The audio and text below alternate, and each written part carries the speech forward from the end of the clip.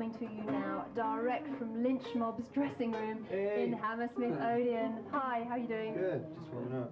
Now, I want to ask you first of all, how's the tour with Queensryche working out for you? Great. This is our third time in England.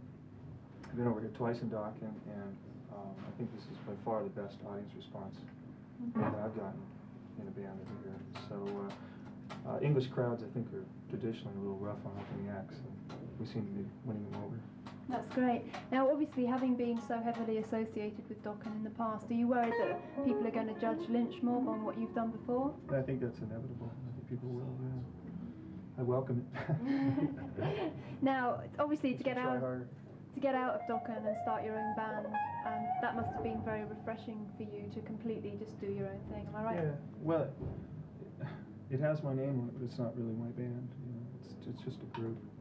Everything's equal. All the writing's equal. We all put forth equal amount of effort and reap the same benefits. But Mick and I have a lot more experience, obviously, so kind of showing these guys the ropes. It's fun to watch them stumble and fall. This is Oni over here. This is Oni over here. Hi. The front man of the 90s. How you doing? Now, Wicked Sensation, your debut album, it's hard-driving, blues-based rock and roll, right? Yeah, I think it's more than blues-based. I think there's a lot of other elements in it. You know. I'd say it's 70s based in a 90s context. It's got a lot of sexual attitude, very groove-oriented, but still very hooky and commercial. So it's got something for everybody. And Oni, do you think that because you're relatively new in the business that you've kind of added, you and Anthony, in fact, the bass player, have added some freshness to the overall sound of Lynch Mob? I hope so. I hope so. You know, we're just full of ideas and ready to experiment with them. You know, with other people. You know, so it's real refreshing.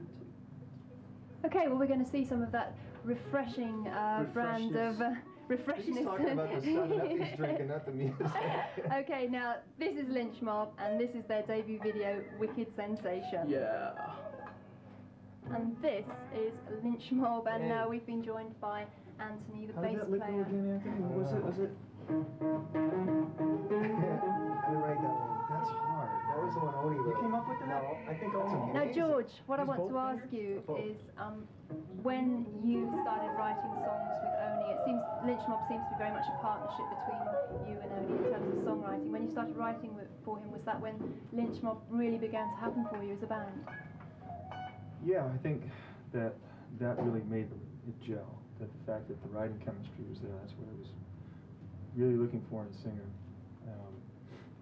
He had to have looks, he had to have stage presence and charisma and all those things, but when it comes down to it, songs are the most important element of the band, and I couldn't do it on my own. I mean, I'm a guitar player, I write music, I don't write lyrics, and this is the first time I played with a singer that actually took responsibility for the words and all the vocal melodies and came up with things that I thought really matched the music and what I would envision the ultimate singer singing over the riffs that I came up with. So it's very easy. We go in and it happens. Now, how did you manage to lure him away from his former band, Ferrari? Guns, knives, threats, Bombs. letter bombs, pipe bombs, whatever it took. Actually, it was almost that bad. It took 3 months, a lot of phone calls. He was in LA, we were in Arizona, so visiting each other back and forth. I think he talked to a lot of people, and people basically told him he was crazy if he didn't do it. I finally believed him. So. And Anthony, what were you doing before you joined Lynch Mob? I was busting tables in New York City, so this is like great for me. This is just a slight step down for him.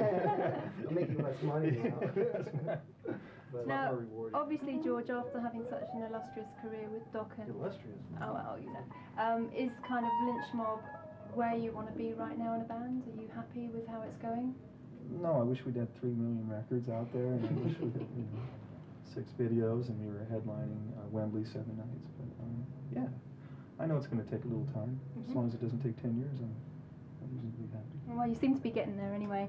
So we've got another video coming up right now, and this is a band that are making their debut on Headbangers Ball, and that is Baton Rouge.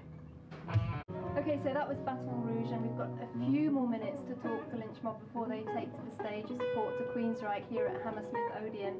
Now, George, I'd be interested to know why the lineup only features yourself on guitar. Would you consider adding another guitar later on? No, I don't work well with other guitar players because they have a pretty unorthodox style. And for a while in Dokken, our lead singer played guitar, and it was like one side of the stage sounded like one band, and the other sounded like another band.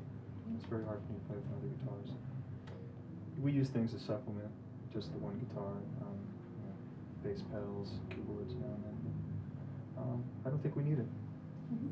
Now, on the album, I felt that there was a great deal of energy coming across. How did you achieve that in the production of the album, and also does that energy still come across on stage? Is that an important thing to you? I would hope more so.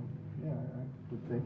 Yeah, well, we wrote this record out. We wanted it to sound basically like a live record, so we wrote everything in the studio, just jamming out for the stage. You know, we didn't write it for the radio. We had visions of how it would come across live. We tried to make everything really thick and fat and bluesy, like grooves. So we wrote it for the stage. We didn't write for the radio, you know. Thick and fat and bluesy. Sexual connotations. Okay, well, thank you very much for finding time to talk to us, and good luck with Wicked Sensation, that's the name to remember. And we've got another break coming up, but after that we will be back with our special report on Queensryche, so do stay tuned.